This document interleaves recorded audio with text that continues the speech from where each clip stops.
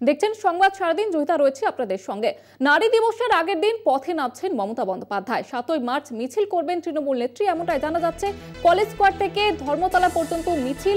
মহিলাদের অধিকার আমাদের অঙ্গীকার, এই স্লোগান তুলে এই দিন এই মিছিলে হাঁটবেন তিনি, এমনটাই জানা যাচ্ছে। আপনাদের আবারও একবার জানিয়ে রাখবো, 7ই মার্চ মিছিল করবেন তৃণমূল নেত্রী, রাজপথে হাঁটবেন তৃণমূল নেত্রী মমতা বন্দ্যোপাধ্যায় এবং নারীদের অধিকার ছিনিয়ে নিতে হবে, এই স্লোগান তুলে এই মিছিল। এর বিষয়ে আরো বিস্তারিত জানবো, বিশেষ প্রতিনিধি দেবজ্যোতি ঘোষ রয়েছে টেলিফোন লাইনে। দেবজ্যোতি, এই 7ই মার্চ যে মিছিল করবেন মমতা বন্দ্যোপাধ্যায়, কতটা গুরুত্বপূর্ণ?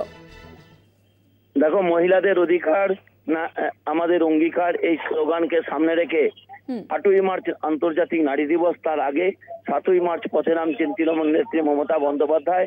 উত্তর কলকাতার কলেজ স্কোয়ার থেকে ধর্মতলা পর্যন্ত মিছিলটি হবে এবং সেখানে তৃণমূল কংগ্রেসের প্রথম সারির নেতৃত্বরা উপস্থিত থাকবেন এবং নারী দিবসকে সামনে রেখে মমতা বন্দ্যোপাধ্যায়ের এই পথে নামা অত্যন্ত রাজনৈতিকভাবে তাৎপর্যপূর্ণ।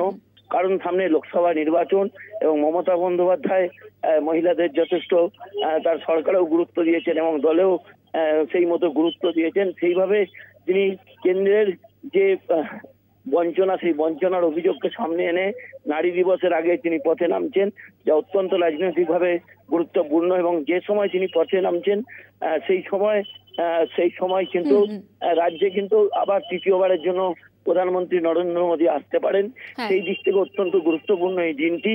অর্থাৎ মমতা বন্দ্যোপাধ্যায়ের নেতৃত্বে এই মিছিলটি হবে।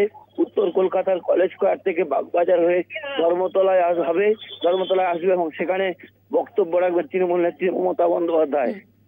ধন্যবাদ জানাবো।